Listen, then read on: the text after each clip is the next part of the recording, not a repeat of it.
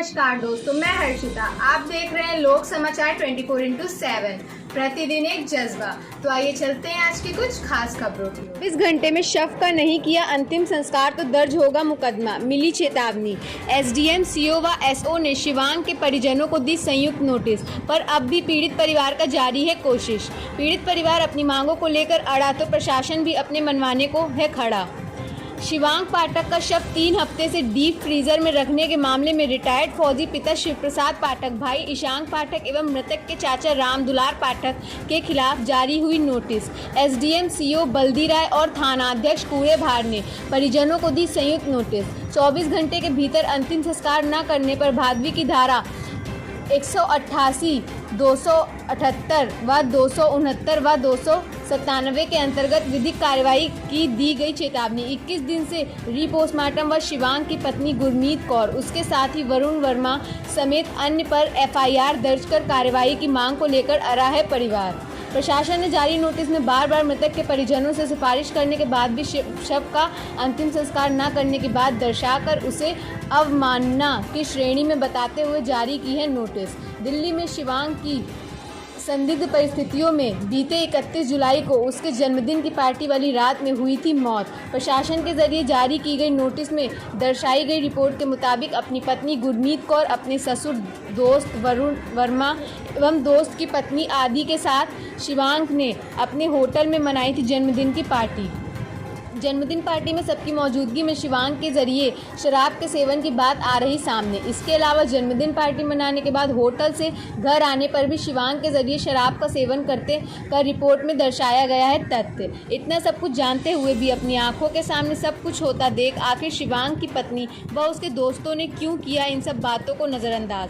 Notice में दर्शाए गए तथ्यों के मुताबिक शिवांग का साथी वरुण वर्मा ही शिवांग को लेकर गया था भीमराव अम्बेडकर हॉस्पिटल रोहिणी, जिस पर लगा है हत्या में शामिल होने का आरोप। परिजनों के आरोप के मुताबिक घटना के कुछ दिन पहले शिवांग ने परिजनों से फोन पर अपनी परेशानी की थी बयां। शिवांग की संपत्ति हड़पने के चक्कर में साजिशन हत्या का है आरोप। मैं वीडियोग्राफी पोस्टमार्टम के बाद दिल्ली से गांव शव ले गए थे परिजन। अभी तक शिवांग की पोस्टमार्टम रिपोर्ट भी नहीं आ सकी है सामने। दिल्ली की बेगमपुरा पुलिस ने बीते 9 अगस्त को मृतक का विसरा जांच के लिए है भेजा। इन परिस्थितियों में 13 दिन बीतने के बाद भी नहीं आ सकी विसरा रिपोर्ट। विसरा रिपोर्ट व पोस्टमार्टम की आड़ में ही रुकी है सारी कार्रवाई। पुलिस की इन्हीं कार्रवाइयों को लंबित करने के दृष्टिगत ही दिल्ली हाई कोर्ट ने भी घटना के 1 सप्ताह के भीतर ही दाखिल याचिका पर कोई अन्य आदेश देना उचित न मानते हुए बीते 6 अगस्त को याची ईशांग की अर्जी कर दिया था निस्तारित। वहीं कूड़ेभार थाना क्षेत्र से जोड़कर बताई गई घटना के सबूत न उपलब्ध करा पाने की वजह से सीजेएम कोर्ट ने बीते 18 अगस्त को मृतक शिवांग के पिता शिवप्रसाद पाठक की एफआईआर व अन्य मांगों संबंधी अर्जी अपने सुनवाई के क्षेत्राधिकार से बाहर बताकर कर दी थी खारिज। प्रशासन की ओर से जारी नोटिस में दर्शाए गए तथ्यों के मुताबिक परिजनों की मांग के संबंध में जिलाधिकारी व पुलिस अधीक्षक सुल्तानपुर का संयुक्त हस्ताक्षरित पत्र भी एसीपी रोहिणी को विशेष वाहक के माध्यम से गया है भेजा। करीब 4 दिन पूर्व विशेष वाहक के माध्यम से डीएम एसपी का पात्र एसीपी रोहिणी को भेजने के बाद भी अब तक नहीं दिखी कोई असर। जिले की सांसद मेनका गांधी ने भी पीड़ित परिवार की मांग को पूरा कराने के लिए दिया है भरोसा। उधर राज्य मानवाधिकार आयोग ने भी इस संबंध में प्रकाशित खबर पर संज्ञान लेते हुए सख्त टिप्पणी कर जिलाधिकारी से 2 हफ्ते में मांगा है जवाब। फिलहाल इस तरफ शव का दाह संस्कार न करने पर परिजनों को मिल गई कार्रवाई की चेतावनी। अब देखना है कि मृतक के परिजन प्रशासन की नोटिस पर कितना करते हैं अमल। क्या प्रशासन की नोटिस के दबाव में परिजन शिवांग के शव का 24 घंटे के भीतर कर देंगे दाह संस्कार? क्या शव का अंतिम संस्कार हो जाने के बाद ही सामने आएगी दिल्ली पुलिस की विसरा जांच रिपोर्ट? क्या जल्दी नहीं पड़ने वाला डीएम एसपी के संयुक्त हस्ताक्षरित प्रेषित पत्र का असर? दिल्ली पुलिस व वहां की अन्य कार्रवाइयों को परिजन बता रहे संदिग्ध। क्या है इस घटना की सच्चाई? उठा रहे कई सवाल।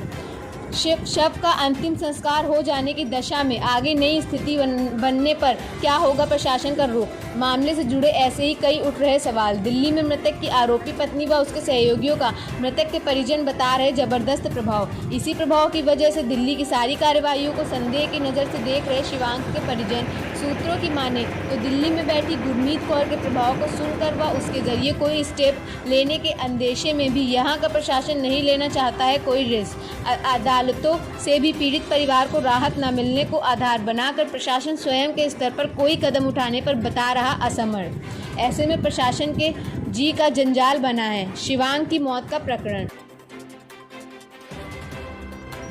ऐसी ही खास खबरों को देखने के लिए सब्सक्राइब करें हमारे चैनल को।